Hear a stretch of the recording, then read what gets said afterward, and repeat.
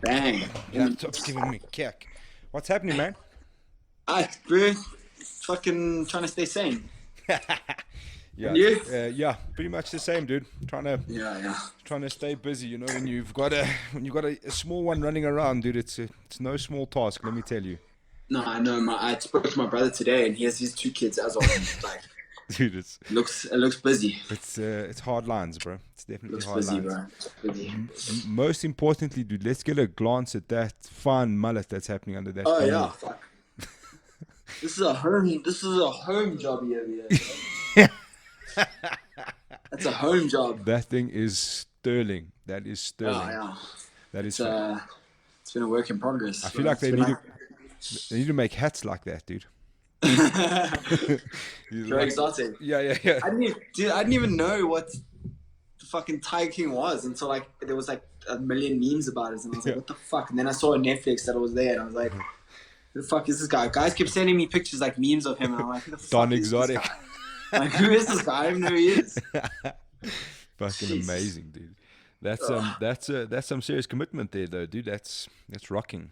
Yeah. I made it blue, but it's kind of like faded out a bit. But I got this like stuff that you can like wash your hair with that makes it like blue, and then it washes out as well. Yeah. Over like a couple of weeks, but you get nice and bored here in quarantine, so you experiment with different things. And what's it been like? It's been, I see you and old Laura have been got a little wrestling mat there in the lounge. Just Yeah, chicken. I mean, like that's our training situation. I mean, that's pretty legit. we get after it, you know. We try to. At least we try and get as much shit in as possible. So who's gonna be more lethal post quarantine, you or Laura? Definitely Lara. Definitely Lara.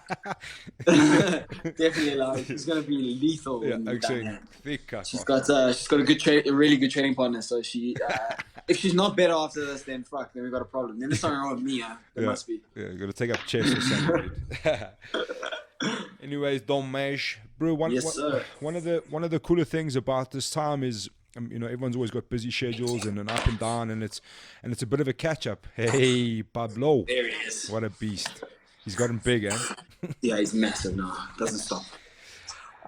So what I want to do is like, I've tried to handpick out the people that have been asked about the most, and obviously in South African MMA, everyone always wants to know what's going on with you. And like a little spring of inactivity. I wouldn't call it inactivity, but just like a frustrating amount of time for us as SA fans, and as is for yourself. So just give us a little rundown of what's been happening, man.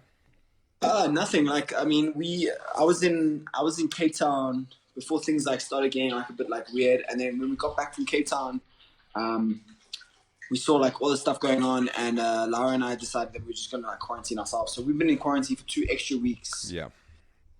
We've been in quarantine 2 weeks longer than like everyone else. So we just decided like, look, we're just gonna do it now so that there's no risk. And also, Lara has asthma. Okay. And in December, she was actually hospitalized on Christmas Day. She had to go to hospital because she had really bad flu, and she went and she had to like get a drip and whatever. So I was like, fuck that. If this stuff is as bad as everyone's saying it is, then I'm definitely not going to risk it with her in the house. Yeah. I don't really care. Like with me, you know, it's like if I get sick, whatever, who cares? But that's the thing with this whole quarantine thing, is that it's not even about you. It's about what happens after you. You know, like the person that you get sick, the person that gets. So like I've tried to make home training as good as possible, trying to like stay sharp and stay sane. Obviously, it's not the same, but you know, trying to keep busy, working on like a few extra things. One positive I must say is that I've had a lot of extra time to work on stuff that I haven't been able to work on with because I train so much. You know, usually by the end of the day, like at this time, for instance, like I would just be getting home. So it's been really cool to be able to like work on different things. I've been working on like a few different projects on the side that I'm gonna be releasing soon. You know about one of them. Sure. So I'm gonna be trying to like launch like this my own podcast very soon. But while we're in quarantine, I'm kind of just like fine tuning everything. And once we go back to normal, then I'll be able to release it properly and get things going. Nice. Very nice. Yeah, it'll be fun. That is one of the cooler things. I think everyone, well, besides those who are sitting and doing fuck all, there's obviously Yeah. an opportunity to definitely work on a few things and try a few new things and get those things sort of done. Yeah, definitely. And I mean, like, I think like everyone sometimes like looks at things like the wrong way. You know, it's like we've been told what we have to do. We have to be in quarantine. So like instead of bitching about it, just like do something. You know, just do something else. Like I know like it's frustrating and like fuck, no one's more frustrated than me. You know, I'm used to training like 7 hours a day. You know, like I'm used to training so much that like I don't do anything else. And now like I've had time to actually like work on other things, and it's actually, even though it's frustrating and like I want to train and I want to push, you know, you make the best of the situation. And I think if people like use this time correctly instead of making fucking TikTok videos and memes, if they like actually use this time correctly, you'll realize like how much you can actually do in a day. You know?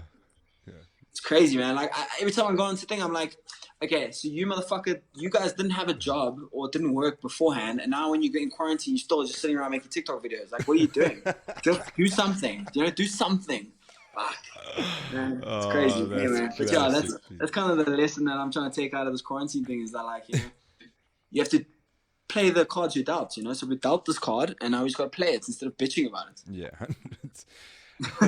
Fucking TikTok videos are killing me, dude. I can't. Oh, dude, I can't. Sometimes I think it's just like a reason for people to like for girls to like wiggle their butt or like dressing like, you know, like it's just like what, like there's enough of that on Instagram already, you know. There's enough of that on like social media. I don't want to see another video of some chick shaking her ass in my face. Like I don't care, you know. Like, that's not interesting to me. That's classic. Yeah, Oh fuck, dude. What I wanted is because you were obviously you're one of those guys who was like you are now. You're like saying just stay at home, just fucking get it done. Let's not complain about it. Let's move on with it. Yeah. How weird was it for you then to see the organization that you've worked so hard to get to still trying to like push it on? What did you make of all of that? Obviously, like your business mind is kind of saying, cool, like I kind of get what they're trying to do, but you know, is it worth a while, or like what's the angle here? It was a strange scenario because like as a fan, you're like, well, fuck, they're gonna do it, I'm gonna watch it. You know what I mean? But at the same time, you're like, should we be doing this? Like it's a weird I just think it's like, I don't know, man. It's a tough one because like if I was in North America and I was in one of the cities that they want to host, I'd be like, yeah, put me on a card. Yeah, sign me up. You know? Yeah. In fact, I actually got called by my manager like 2 weeks ago, and he was like, yo, this fight might still be happening. We can get you on the card. I was like, dude, I can't even fly out of my own country. I can't even fly to Cape Town. Are you going to fetch me? I can't even go to my family, bro. There's no ways I'm flying in the house. And the craziest thing is that we were like this close to signing a fight in May. But now obviously that's fucked. So we just go back to the drawing. It doesn't, at this rate, it doesn't look like I'm going to be fighting anytime before like end of July, August, you know. Yeah. Which sucks because that's another year that I've had to sit and wait, you know. And like I was ready to fight in March. I was asking to fight in March, didn't get anything. Then it was April, nothing, and then like then May was like on the cusp, and then this whole shit happened. So it's like it's frustrating, but again, like you can look at it like a punishment, or you can look at it like, okay, maybe I needed to work on some other things. So that's the way I'm trying to work on it. It's like, okay, maybe this is like a reason. Maybe I needed to rest, you know. Yeah. I have like a couple like injuries that like just never go away. Like my hand, for instance, this is the first time I've like rested my hand since I fought. Really, without like the properly, you know. So like, I guess it's not all bad. Yeah, 100%. And it seems that the Fight Island is not just a fantasy, that something actually happening. Obviously, let's play it out. Like somehow they lifted the travel ban, and is that something you'd be keen to do, to jump onto Fight Island? No, dude, I'm not trying to go fight in an empty arena. What the fuck? When none of my like family, friends, fans can come like watch me, like what? No, like I think you're the first person to answer that way. Fuck that, dude. Fuck that. I'm not trying to like. Then I might as well say, hey, bring my opponent to my house. We'll fight you on my mat. Do you know what I mean? Like then I'd say, okay, bring my opponent to the gym. I'll fight him at the gym. Do you know? Like that's stupid. Like that's stupid. The reason.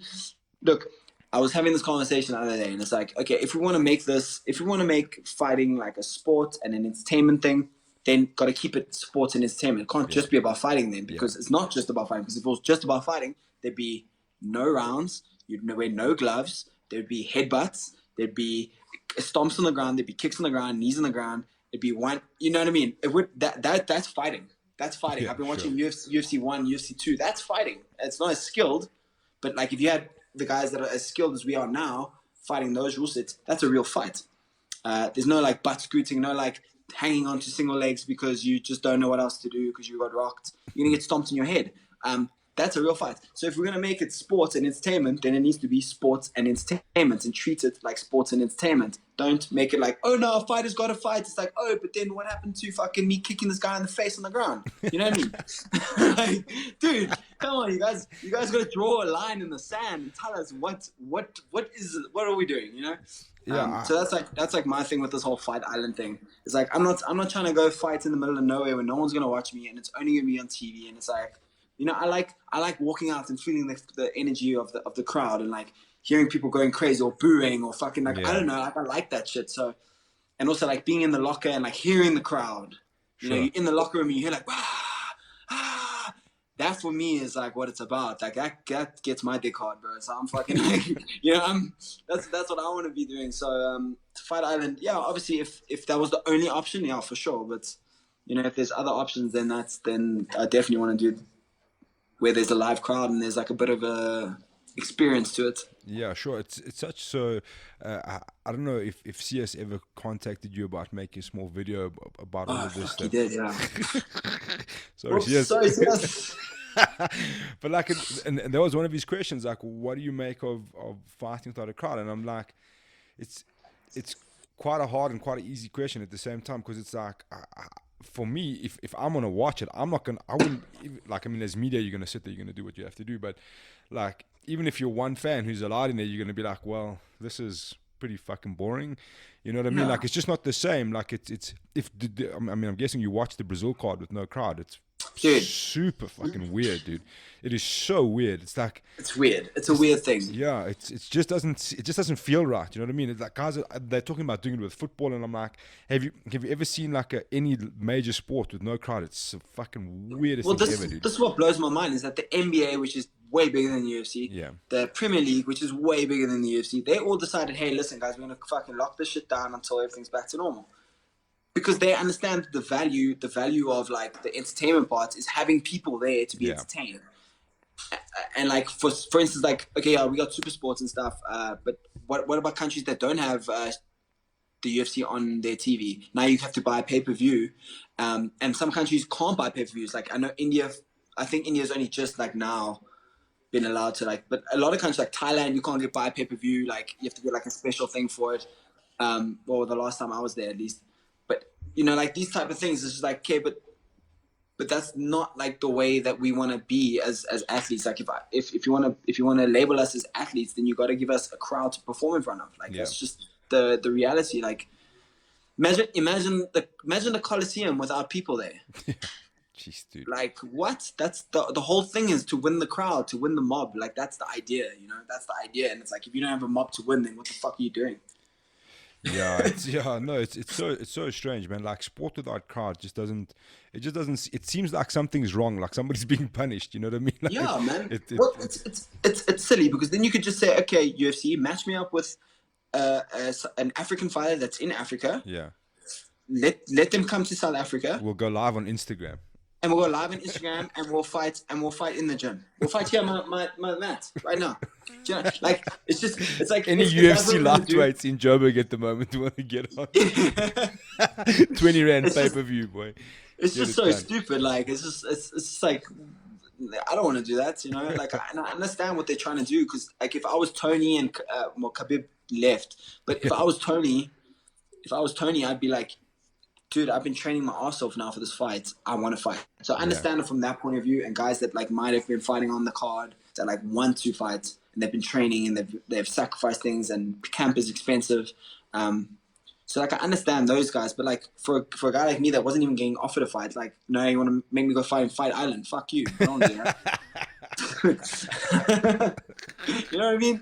Fight Island. Oh, dude, it's crazy. It's crazy. So just a bit of fun then.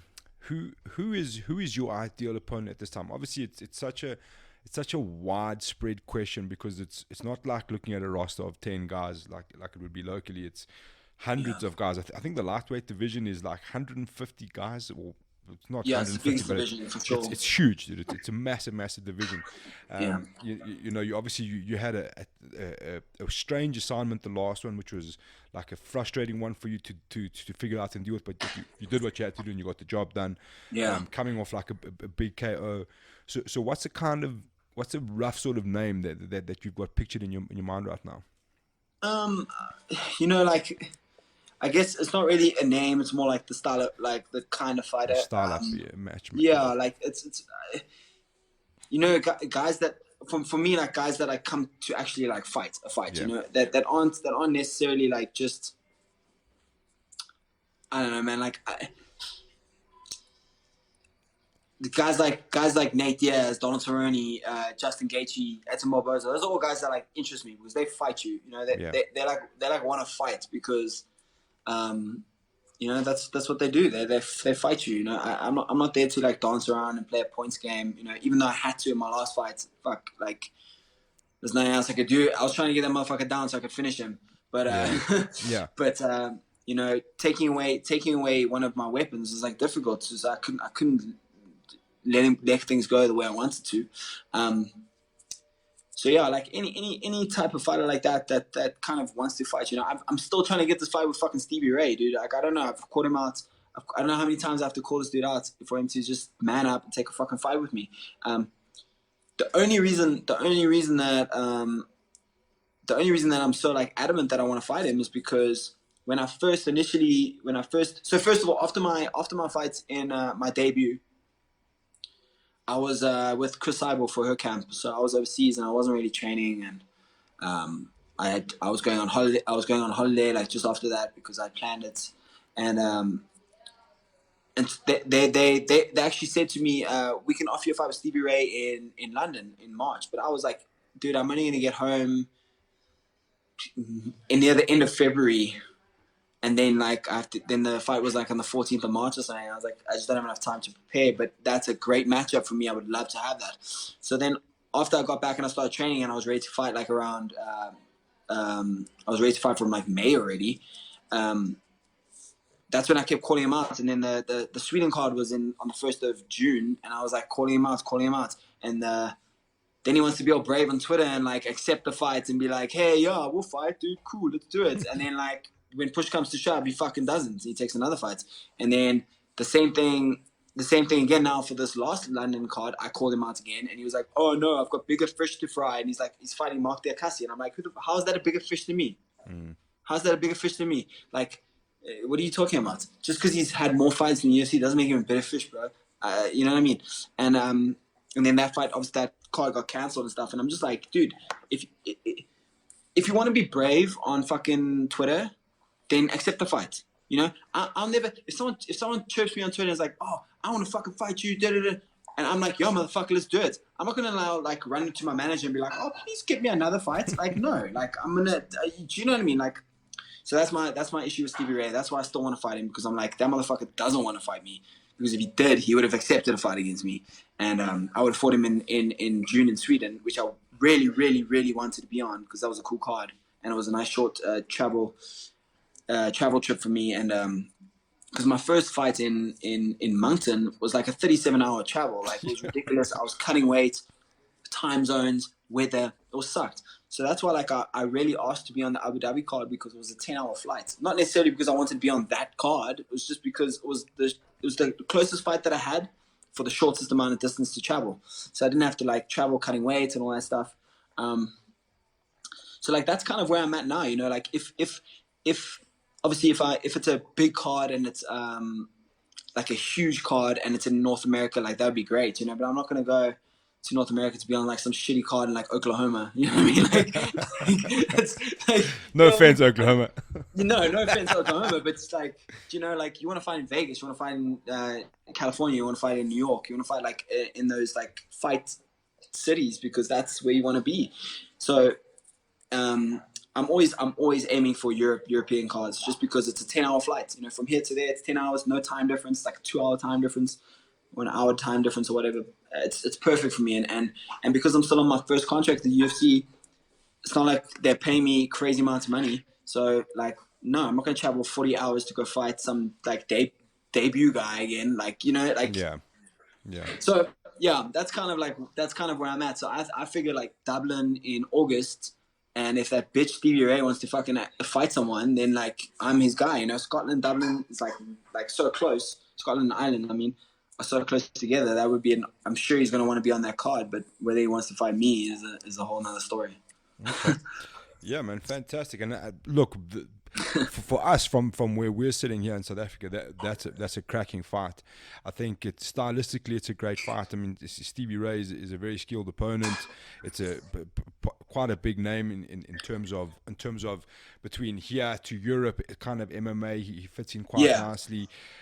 So yeah, man, I think that would be a great matchup. So hopefully we get to see that happen. Well, you know, the reality is that like most of my biggest fan base is South Africa and Europe.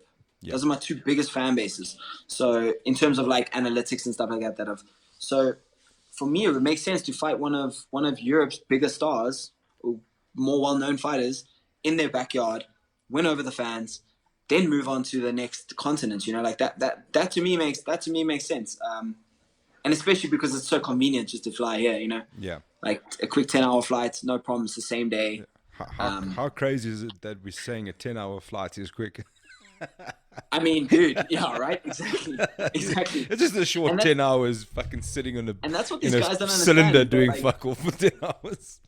That's what these guys don't understand. Is like if you're an MMA fighter in Europe, you're an MMA fighter in South or North America, like it's so much easier. It's so much easier because you're if you need to take a short notice fight on 2 weeks notice, yeah, cool, it's a 6-hour flight from London to New York. Like, cool, no problem.